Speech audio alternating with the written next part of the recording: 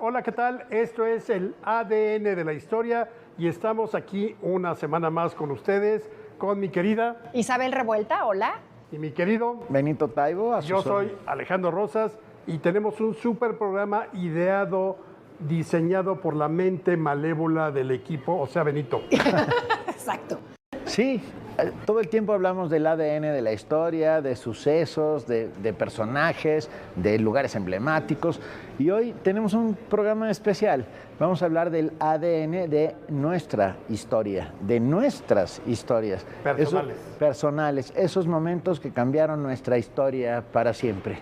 Espero que así nos conozcan un poco más y sepan de qué estamos hechos.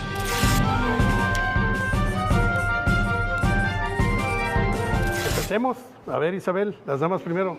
Muchas gracias. Uy, lo que pasa es que ya no quiero aburrir porque es una historia que he contado muchas veces, pero sí, yo creo que sin duda lo que cambió mi vida fue esa decisión de mis padres de tomar operación internacional de ICA, el trabajo de mi papá.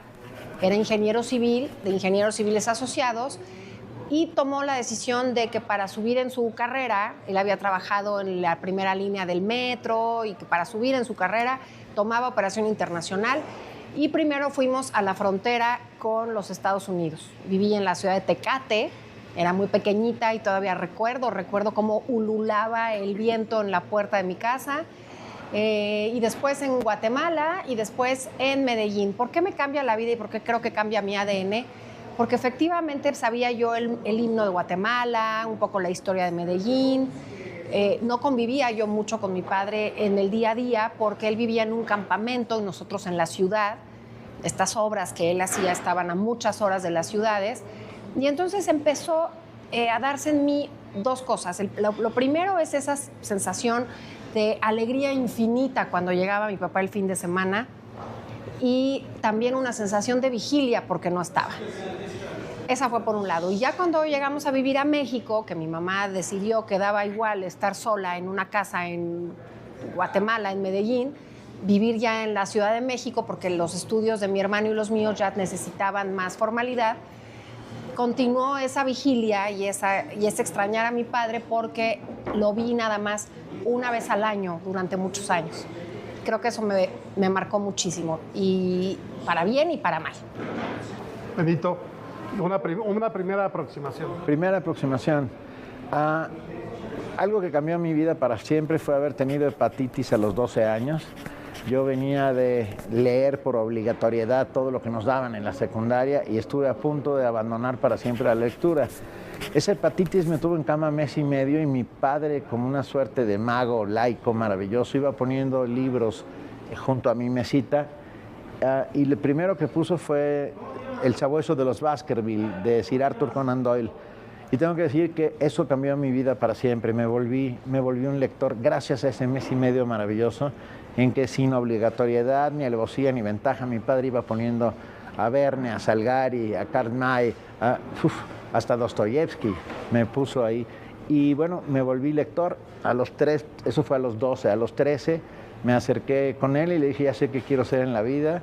Me miró de arriba abajo y le dije, quiero ser lector. Y me dijo, de eso no se puede vivir. Fui a mi cuarto, volví corriendo y dije, ok, si no puedo ser lector, quiero ser escritor. Y me dijo, de eso tampoco se puede vivir. Y sin embargo, es lo único que he sido toda mi vida. Soy solo un lector que un día se atrevió a dar el salto al vacío y escribir. Qué bonito. Fíjate que, bueno, ya lo habíamos platicado en nuestro viaje de papel que organizamos de vez en cuando. A mí, yo tengo como dos momentos así muy claros que son los que van definiéndome hacia dónde ir. El primero es todas las historias que contaba mi mamá y lo he referido en otros lugares, desde niños, o sea, nos hacía versiones para niños de Jack el Destripador, la derrota de Napoleón en Moscú, cómo decapitaban a María Antonieta, asesinos seriales como Jacques Landru del siglo XIX.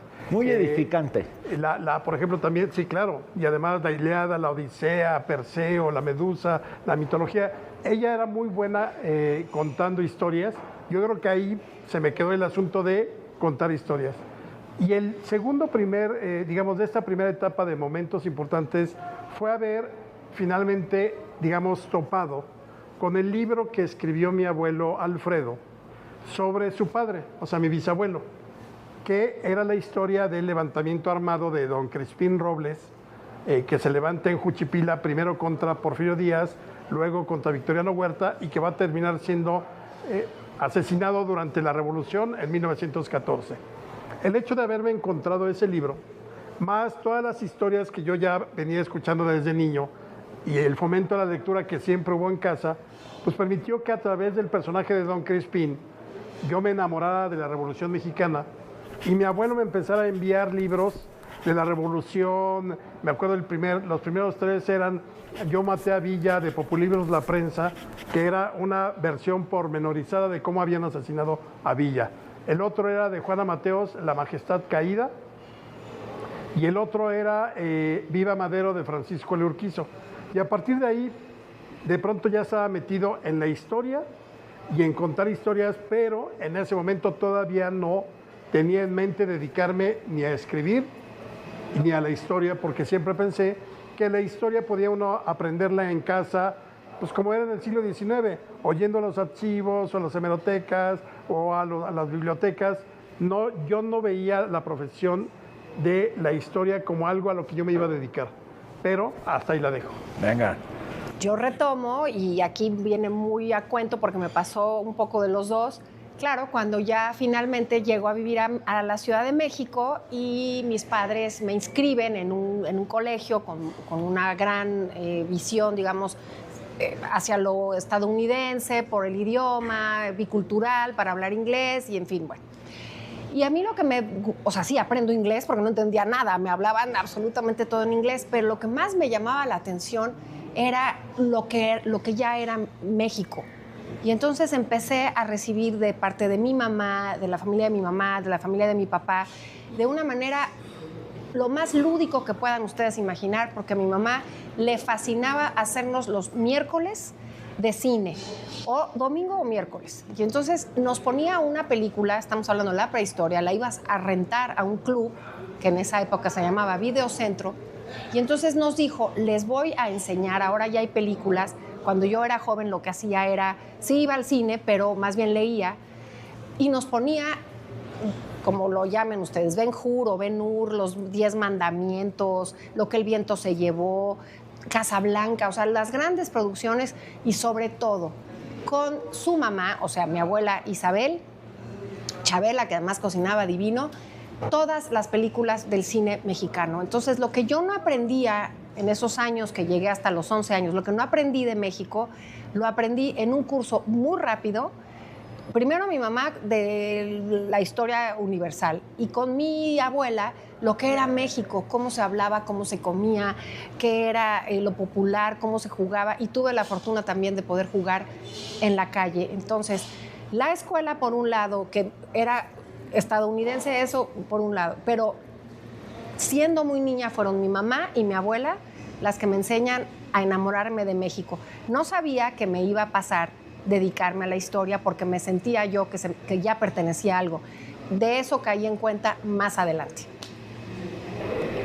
A los 17 años piso por primera vez una sala de redacción de un periódico y me enamoro absolutamente de esa sala, del olor a tabaco, de los gritos alrededor, del café, de todo eso que significaba ese mundo maravilloso. Ahí fue donde descubrí que el periodismo no es un hijo bastardo o menor de la literatura, sino todo lo contrario. Leo por primera vez a Truman Capote, a Sangre Fría, y me enamoro del oficio periodístico. Y no solo me enamoro, sino que me da razón de ser. Soy periodista de origen, y este hecho de haber vivido mucho tiempo en una sala de redacción me hace ser constante. O sea, me siento y escribo en medio de un bombardeo, mueven mesas y no me importa, pasan cosas alrededor y yo estoy abstraído haciendo lo que tengo que hacer, porque sigo sintiendo la presencia del jefe de redacción diciendo: Taibito, te quedan 10 minutos. Si tu nota no estaba lista en 10 minutos, no saldría al día siguiente en el periódico. Entonces, esto te da oficio. Y ese oficio lo amo, lo respeto, y bueno, y es lo que me ha dado vida todos estos años. Fíjate que en mi caso fue, pues obviamente ya tenía como ese gusto por las historias, ese gusto por la historia de México, pero yo creo que un momento también importante fue que siempre vi la historia en esa etapa desde la perspectiva como de la heroicidad a través de mi bisabuelo. Es decir, alguien que tenía la vida hasta cierto punto resuelta, era clase mediero, comerciante, tenía un trapiche por ahí en Juchipila, o sea, pudieron haberse quedado con los brazos cruzados y sin embargo tomó las armas. Entonces siempre me inculcó como ese asunto la historia, ¿no? Y por otro lado, en la casa, desde que yo tengo uso de razón, festejamos el 15 de septiembre como si fuera una cena de Navidad, o sea, realmente era la cena familiar con primos, tíos, hermanos de mis papás, etcétera. Íbamos al Zócalo antes del grito, paseábamos, nos aventábamos confeti, o sea, nunca nos hablaron en la casa del patriotismo, pero ese tipo de cosas, mi papá nos llevaba mucho al Museo de Antropología, a las ruinas arqueológicas, no obstante que él era ginecólogo. Entonces, como que todo eso fue empapando el contexto de mi vida.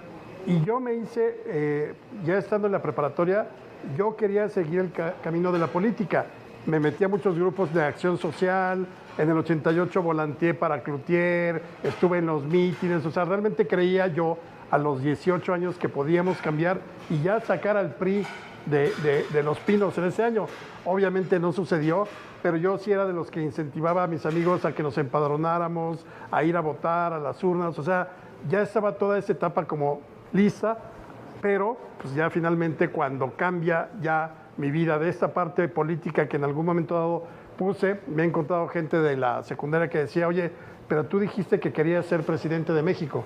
Sí quería hacerlo, y creo que estaba muy loco y desquiciado, pero sí creí que podía llegar y además tenía la certeza de que un día 1 de diciembre iba a tomar protesta como presidente y festejar mi cumpleaños porque era cuando todavía la toma de protesta era el 1 de diciembre, pero pues ya la cambiaron, entonces ya ahora sí se esfumaron las esperanzas de llegar a la presidencia.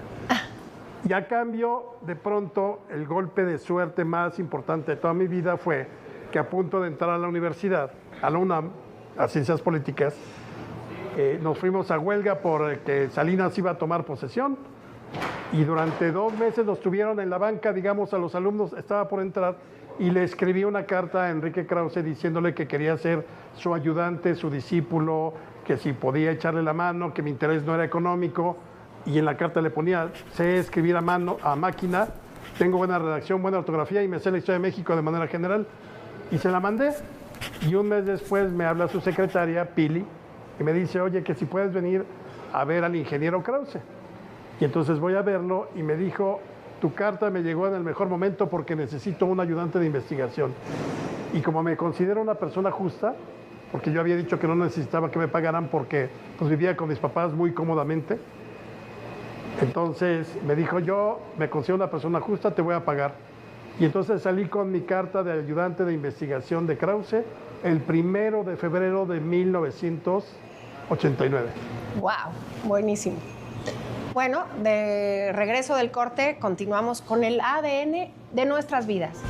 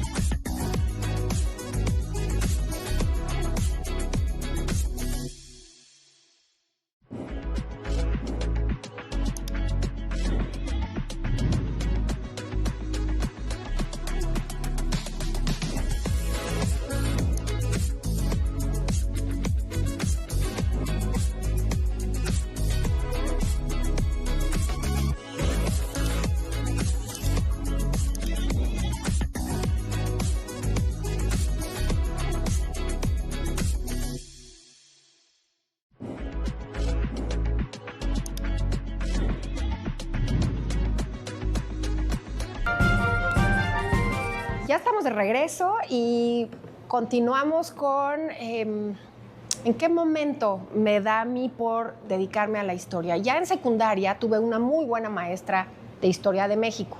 Se llamaba Mónica Lobatón.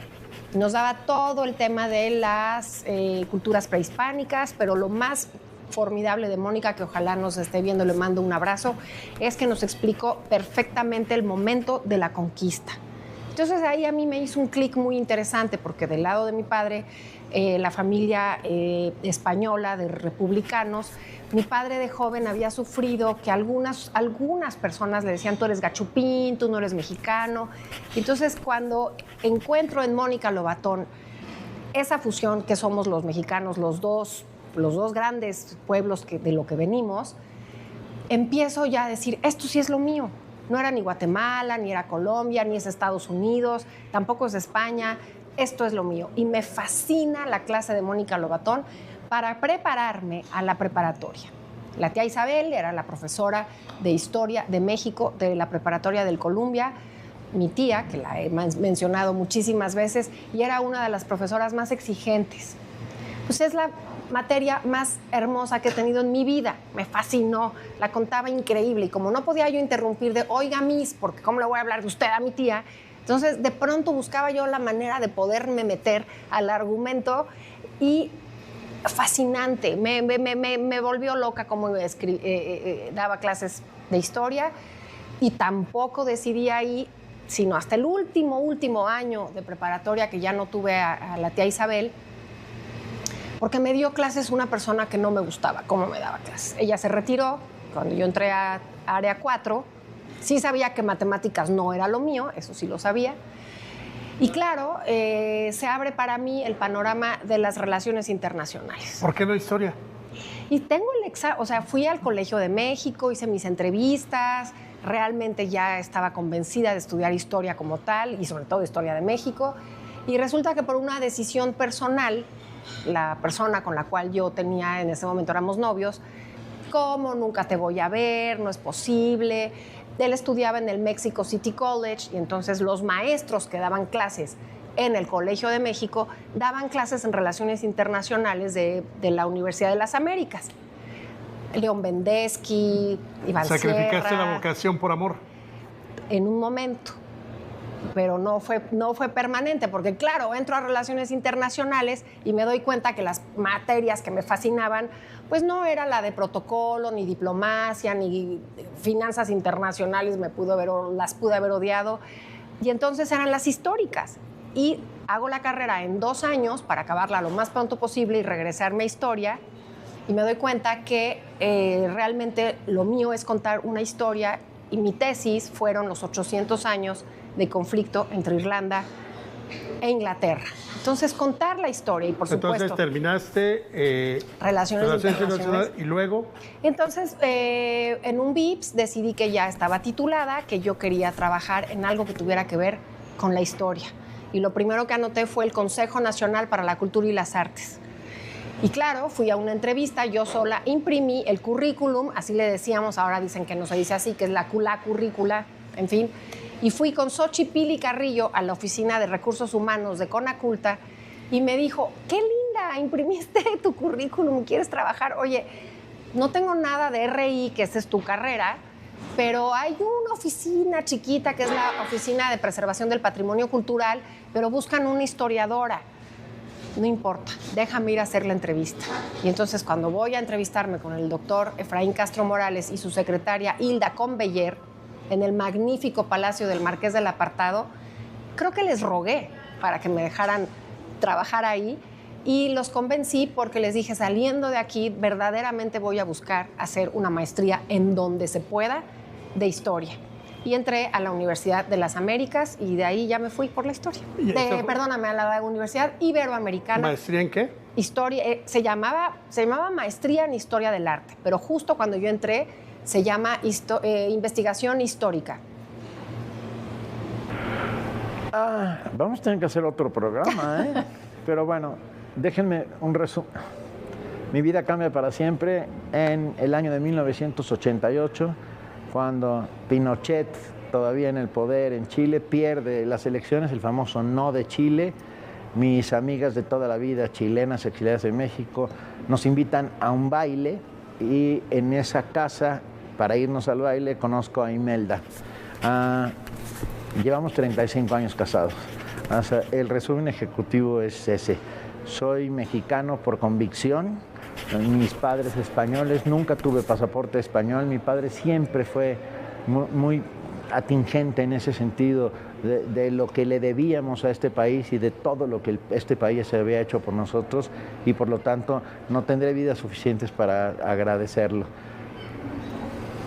Ese es un muy apretadísimo resumen de esos dos momentos básicos de mi vida. Pues yo básicamente a partir de lo de Krause, pues empecé a dedicarme a la historia ya profesionalmente, haciendo investigación. Estuve con él 13 años. Y en el ínterin empecé a publicar en el Reforma, tuve una columna, pues hacer el oficio del historiador, investigando y todo eso.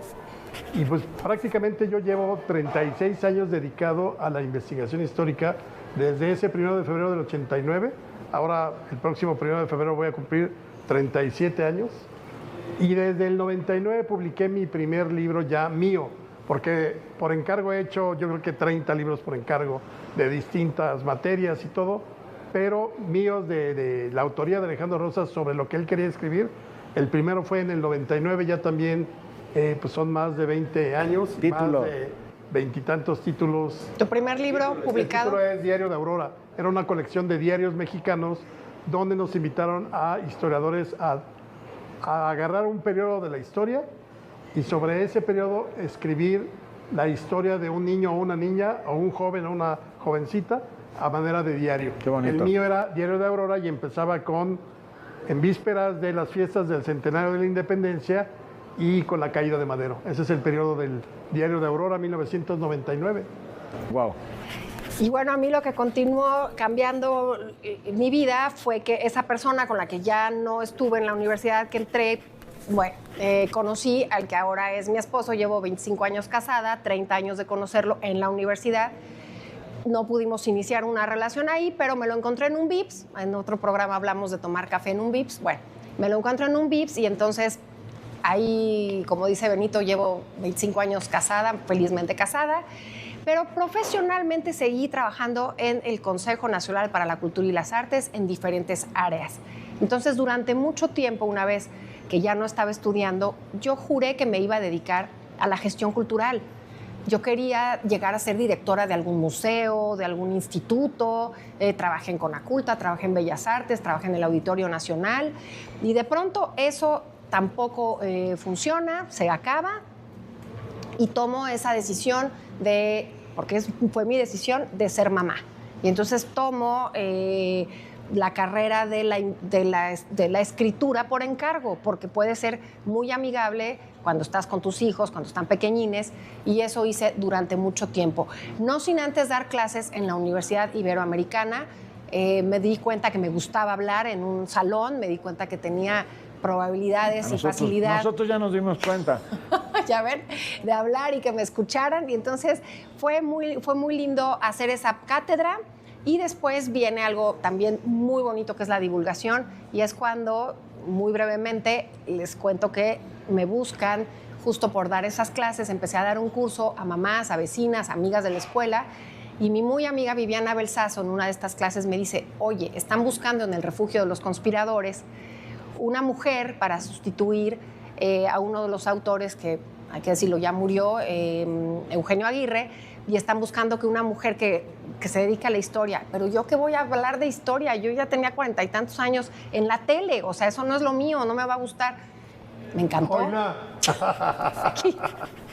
Y aquí sigo. Eso fue hace ya casi 10 años y la divulgación me encantó. Tú me invitas también a escribir divulgación. Y lo primero fue la biografía de Miguel Hidalgo, pero libros por encargo también muchísimos, la historia de los timbres, la historia del vino, en fin, ya darte cuenta que esto de hacer historia, pues es mi vida y me encanta, y tengo el gusto de dedicarme, el privilegio de dedicarme a lo que me encanta, a mi gusto. A mí lo que me parece sorprendente es que he podido vivir bien de la historia. Sostener hogar, 2 hijos, luego pagar pensiones por el divorcio y todo eso. O sea, yo ahí sí a la historia le agradezco, a la divulgación, a lo que hemos podido hacer juntos nosotros, por separado, porque digo, como tú, 1000 usos, querido Benito, radio, televisión, programas especiales, periódico, en revista, mucho tiempo en la radio, luego ya no en la radio. O sea, solo me falta vestir niños Dios y vender paletas, porque todo he escrito sobre el queso, he escrito sobre cualquier cantidad de cosas, sobre el dragado en Coatzacoalcos, sobre puentes con tirantes hidráulicos, o sea, cualquier cantidad de cosas, pero yo siempre he pensado que todo eso te ayuda en el oficio de escribir. O sea, y ahí es donde puedes poner en práctica recursos, ver cómo funciona, etcétera, ¿no? Pero sí, de todo como en botica. Sin literatura no hay historia, es algo que yo repito siempre, entonces por lo tanto mi pasión por la literatura me hizo llegar a mi pasión también por la historia y por contar historias. Tengo 30 libros publicados y todos los que he escrito a lo largo de mi vida, tengo más de 40 años, no, 50 años dedicándome a esto, ya 40 años como funcionario cultural, y hacemos lo que nos gusta y vivimos de lo que nos gusta y disfrutamos enormemente estar con ustedes cada domingo, porque sin ustedes no somos nada, sin los lectores, sin los televidentes, sin aquellos que están del otro lado. Claro. y le dan sentido a nuestras tercas palabras. Es un privilegio, por supuesto. Yo cumplí 30 años el año pasado, 30 años de que entré a esa oficina de preservación del patrimonio cultural, de estar en la cultura, de divulgarla, de prepararme, de conocer historia. Y les decía, para cerrar, digamos, ese círculo de cómo me convenzo de hablar de historia, cuando me di cuenta que yo no conocía mi propia historia, y entonces fue por convencimiento, fue por curiosidad, no me la impusieron en la escuela ni me la aprendí porque tenía que aprendérmela, sino porque realmente tenía esa necesidad de saber por qué soy Isabel Revuelta y por qué soy mexicana. Y eso fue lo que me dio la historia, y también tengo ya muchos años de poder platicarlo. En tu libro, Alejandro, que me invitaste, de estos 60 años de Vips, cómo hay momentos que cambian tu ADN.